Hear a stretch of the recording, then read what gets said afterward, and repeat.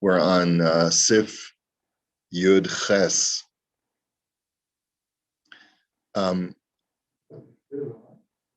Yes, I got to share it. You're right. Thank you. Share my screen. There we go. Okay. Now, v'chol hamocher mashkon. Once the time has arrived, you have now permission al pi halacha to take the collateral that was given to you. You got your $14 million, was it $12 million Mickey Mantle card, and you can go and sell it and collect on your loan. Lo yim karenu ela al pi beistin. You should only sell it. In other words, once you've jumped through the hoops, you waited the extra 30 days, like we learned in the previous halacha, but you should only sell it with the administration of the beistin, haru'uyim ladu, who are authorized to judge and to adjudicate. Vehem yodiu. Let's see.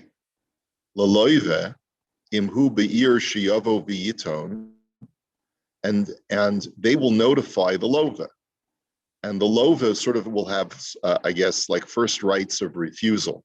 The borrower, imhu ba'ir, if he's in town, shiyavo v'yiton im yesh lo taina, that before the lender sells the collateral, they have to give the lova an opportunity to make a claim, that if he has a reason why he can, a legitimate cause to delay the sale of the collateral. Vim eino be'ir, ein tzorech lahamtin alav. But if he's not in town, the Beis-Din doesn't have to wait for him to return.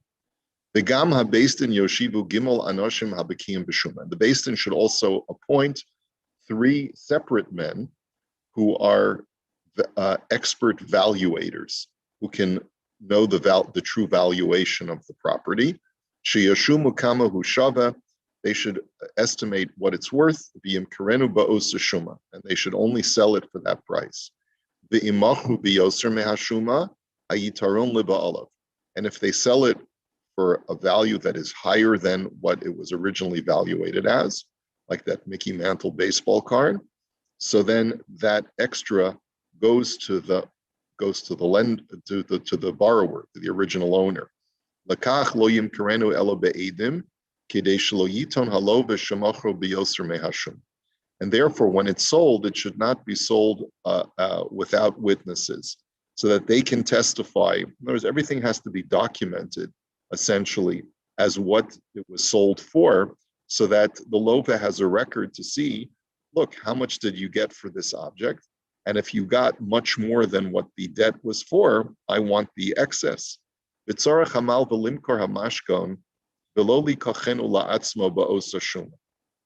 what's important is that you do need to liquidate the collateral. It's not sufficient for the lender to say, you know what, I'm moichel, I happen to like having that baseball card on my mantelpiece, I'll just take that as payment. No. When an item was posted as collateral, it must be sold. It must be liquidated into cash.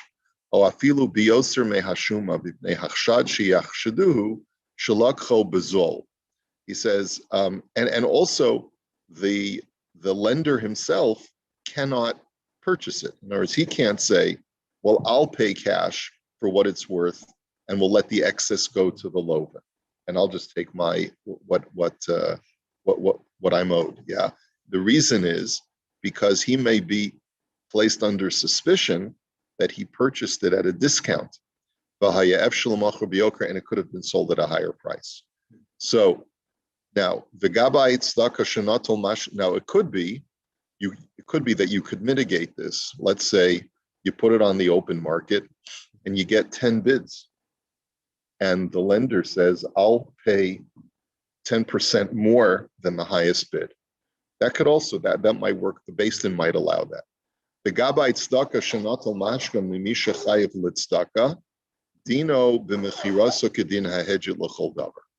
And the final statement that the Rav Shulchan Aruch makes is that this doesn't only have applications to debts, it also has applications to pledges for tzedakah.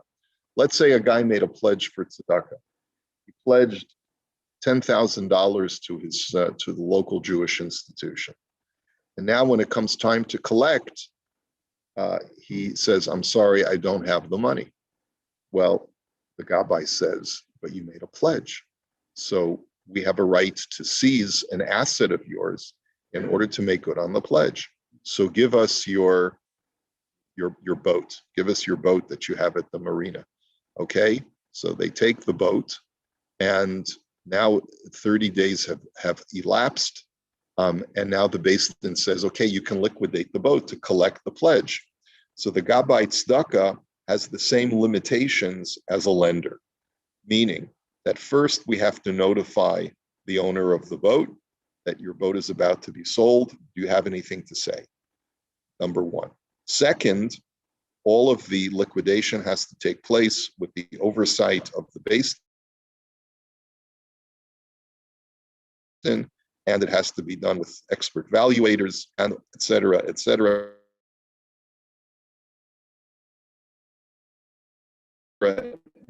And also the Gabbai Tzedakah himself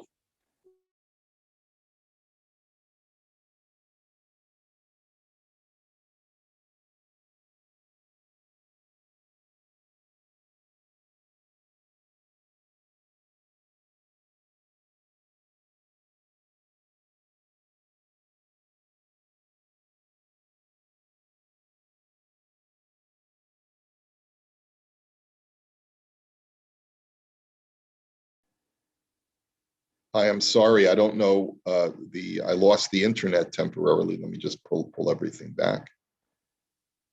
Okay. Yeah, I don't know what happened. We lost Shmuel. But anyway, to answer your question, Ron, you're right. You have to abide by Dina de Malchusa, but let's say a guy made a pledge to tzedakah, and there were promissory notes, and he signed a pledge. So he'll be able to, the charity is able to litigate. If the guy refuses to go to Beis Din, they'll just take him to court. There are many instances where a charity pledge is upholdable in a court of law. Yeah, sure, absolutely. Yeah.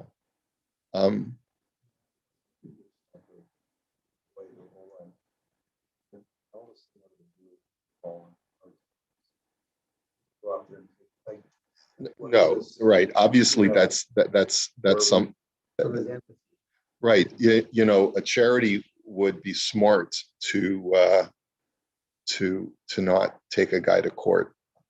But remember, there are many instances where tzedakah was a confrontational situation, especially in the medieval world, where there was a tax that was imposed upon every single member of the community that was imposed by the city council in the shtetl in Minsk or Pinsk, that you had to pay a certain portion. Every member of the community had to pay for the shul upkeep and the mikvah and the candles that were used to light the shul.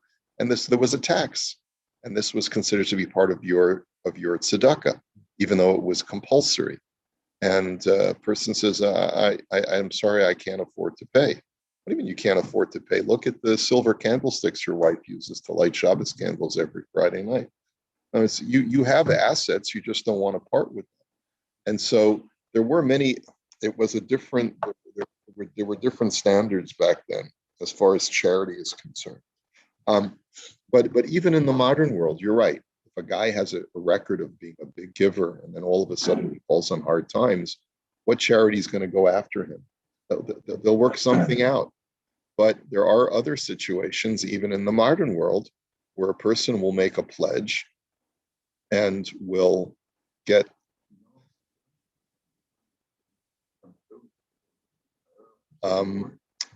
well, I've heard of cases like that, yes. It happens in the federation world where a person will make a UJA pledge in a major way, and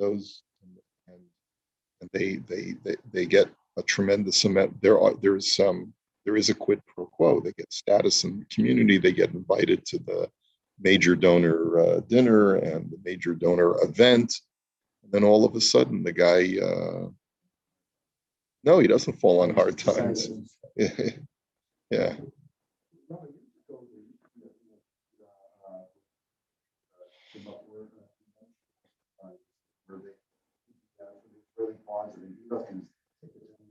Over to the dollar amount that you want to yeah, pledge cards. Not necessarily, no. First of all, a guy could always make a claim. I didn't fold over that tab. I'll give it to you. There's significant amounts on it. Sure. Yeah.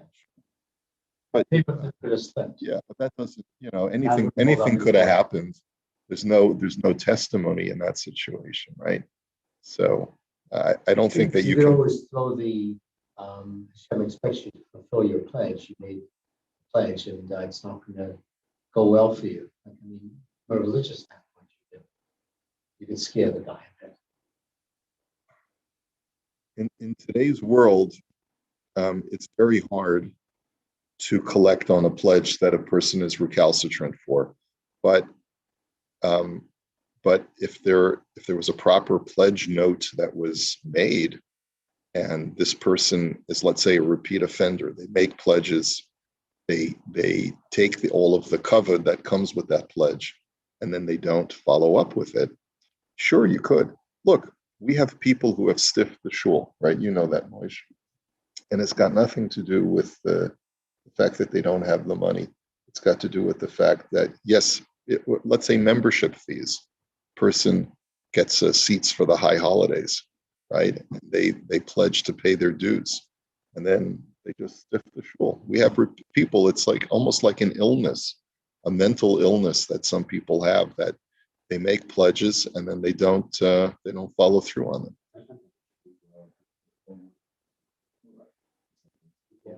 Yeah. Enjoying this, the festivities of the hike, and then afterwards they reality hits in. Really got involved. There's a little bit more over there. Yeah. Reality sets in, aka my wife. Yeah, right. Okay. Hara'uyim ladun, the Imrei Yaakov says you have to get a supervisory based in that are authorized to adjudicate. Kain das hashach v'cholik sham ala shulchan aruch b'pasak b'sagi b'veistin shul gimel hadjotos. So there's a machlokas here whether 3 just regular men in the Jewish community will suffice, or whether you need an expert based in. So the Rab Shulchan Aruch paskins like the Shach, who says you need to have an expert based in this regard. Ba'ayin sham biktzos hachoshen sifkat yud shehechazik b'das hashulchan aruch v'harav sheposakan kedas hashach b'neruim ladun hainu deika b'nayu chad degomer v'hedjotos hainu delesbahu afilu chad degomer. And so there's more discussion on this. The Ketzos is more lenient and says you just need 3 regular guys. The Rab Shulchan Aruch over here, who paskins like the Shach, we could interpret his words to mean that all you need is a based in of 3, but with at least one of the members of the based in who is an expert. In other words, you don't need all 3 that have to be experts. All you need is one who is an expert and knows the halacha properly. Okay, let's see if there's any further. Shia Shuma, they make a evaluation. V'keitz Hashaman Mavur Lakam and Sifyut Tes. We'll see in Sifyut Tes, in just a couple of paragraphs, how the valuation, or the next paragraph, I should say, how the valuation is correctly made. Okay, so let's take a look at Sifyut Tes. I want to try to cover some more ground here. V'keitz Ad Shamin Hashamoyin as Hamashkon O Metaltal and Acherim O Karka. So how is the valuation made? How do you do a valuation of a piece of collateral or other chattel that is being used for collection of the debt, or real estate that the lova is obligated to surrender to the malva. So shaman kifi masha hamalva yachol lamochra miyad, afilu kishiyoshev bevesa lefi hasha ulefi hazman. He says the valuation is made based on a price that is so attractive to the open market that the malva will not need to go to great extents in order to sell the item. You know, there's different ways of placing a valuation. It will be worth X. It's only worth X, you know, if the malva goes to a lot of extensive work in order to go find the proper buyer and so forth and so on. But it's worth X minus that amount, right? If let's say an item, let's say, is worth $1,000, but it's only worth $1,000 if you go ahead and you take out the ads and you go to special people who and you have to schlep it to them, and et cetera, et cetera. But what if you want buyers to come to you? Something that's worth $1,000, you'd have to really post it at a discounted rate, so that if a guy just put up a shingle or put out something on social media and says it's available to come pick up at my house, but it's only $800. So that's, you know, if he posted the full price, 1,000, a lot of people would just say it's not worth it for me to schlep to his house to pick it up. So he says, therefore, the valuators have to post the price that will cause it to be sold without the malva doing extensive work. Afilu kishiyoshev beveso, even if all he needs to do is sit in his home and have people come to him. Lefi hasho, lefi hazman, based upon the circumstances that are unique to that time and place. Now, obviously, he might be able to get more if he were to circulate around marketplaces and different cities in order to sell it. Yeah, listen, obviously, if this item, if I took it to somewhere else, if I went up, let's say, to Northern Ontario, I could sell it for much more, right? But you know, you can't force me to schlep up to another city in order to get a better price, or even to the marketplace. Below lahamtin afilu al yom hashuk sheba'ir zu sheyimsu konim harbe v'yosifu ze al ze bedamin. Nor can you post a price that is based on the assumption that he'll wait to the marketplace day. The marketplace day, remember, you know, there's Mondays and Thursdays that there were many more purchasers, and therefore people would be willing to pay more because there's more demand for those items. So the valuators do not valuate it based upon the time of peak demand. They based it on the time of how much could he get for it right now, if he was just sitting at his home and put up a shingle.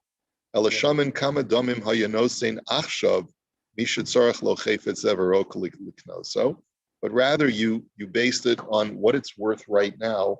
If a person were to be told that this item is for sale, how much would someone be willing to pay without any additional incentives and without any additional perks?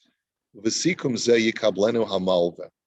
that's the amount that the malva has to accept for this item, kizehu shavyo achshav, because that's its true value now. He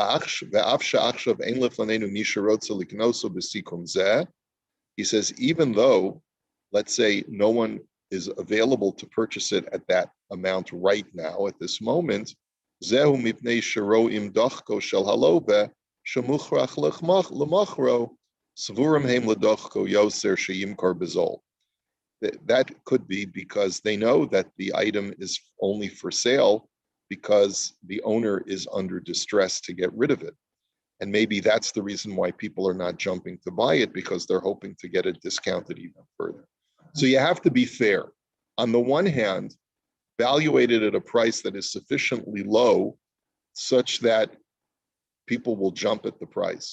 But don't discount it so much just because you feel that people who know the situation want to get him down because they know that he's in a dire strait.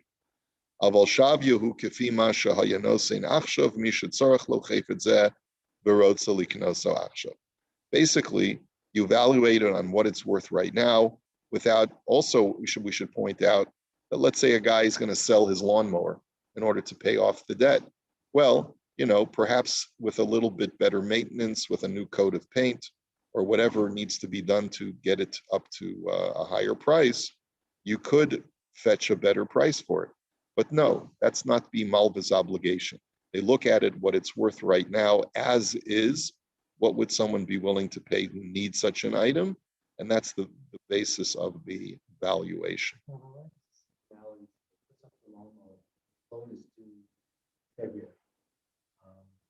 Yeah. With the lawnmower, now in June, we want more money. But when you're going to liquidate it, it's not at the time. It seems like from here that once the loan is due, you look at it what it's worth right now. Look at that seems to be the halacha. Okay, there's actually no Imrei Yaakov that I can see on this sif. The Kuntres Achron was written by the Rav Shulchan Aruch himself when he was going through it a second time, and he added more detailed notes. And usually, you have to be familiar with the source material to really make sense of the Kuntres Achron. So we're not gonna look at that inside. Okay. Chaf v'chein hadin k'sheshamim lachov acher shelo b'machmas halva ela machmas nezek o gzela u'gneva o she'ela schirus u'pikadon. He says the same valuation rules apply to all other debts that are not the product of a loan, but let's say could be the product of damage.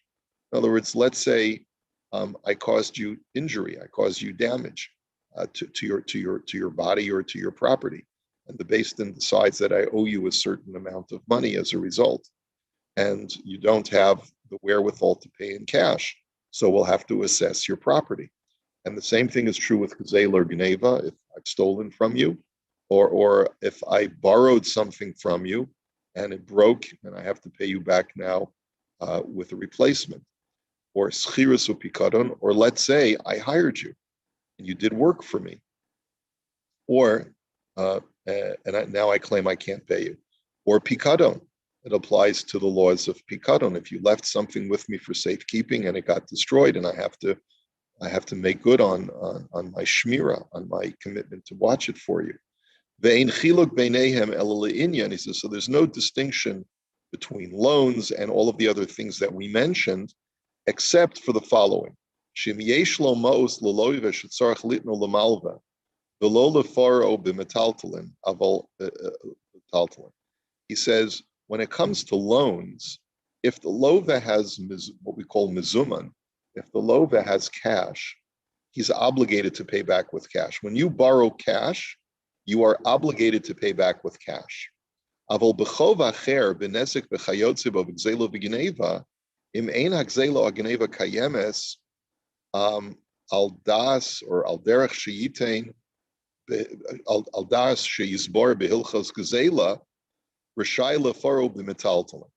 He says, but when it comes to other debts that a person accrues either through damage or theft, for example, he says, if the stolen item, the item that I caused you damage of, is no longer intact, then, and as we've explained in Hilchos Gazela, then the debtor has the option of paying back in non-cash equivalencies.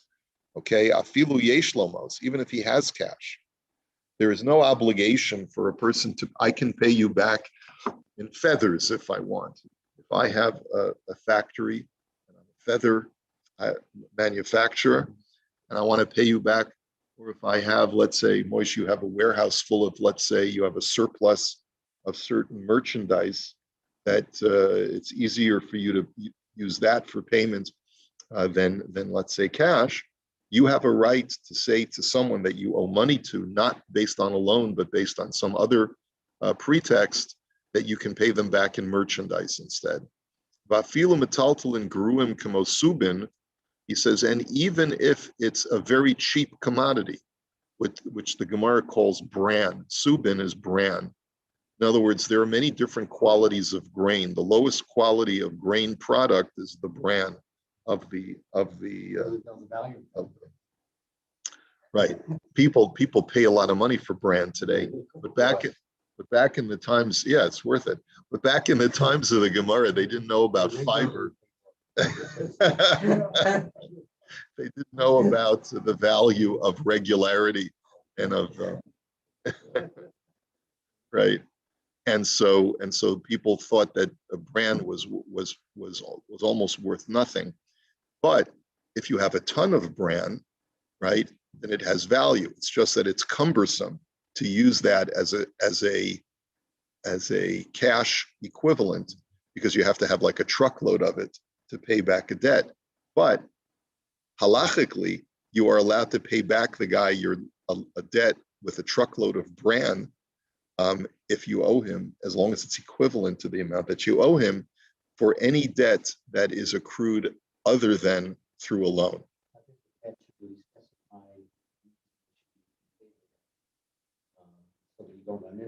Yeah, but sometimes you don't have that opportunity. Let's say, in cases of damages, for example.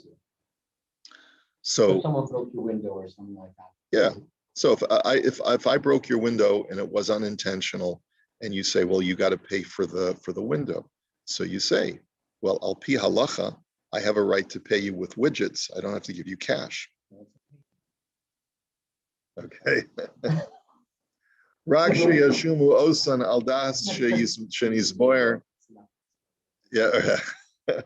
Rak sheyashumu oso al das shenizboer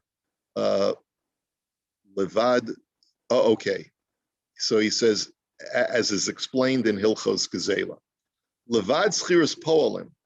He says the exception to this is payment for work rendered.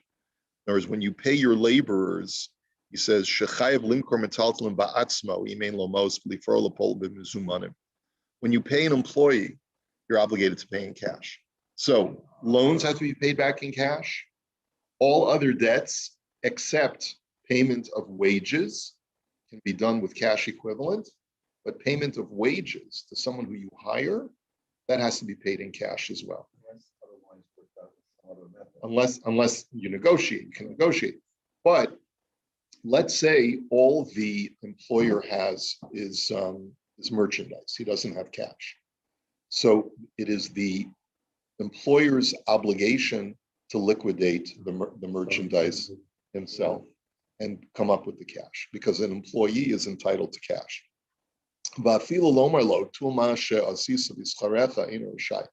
Even to say to an employee, take what you yourself worked on as your payment. In other words, let's say I have a factory and I manufacture garments, let's say, and I don't have a good cash flow right now. I cannot say to my employees, take the dresses or the suits that you yourselves manufactured as compensation. That's not halachically legitimate. It is the employer's obligation to liquidate those assets into cash. So that's an important halacha.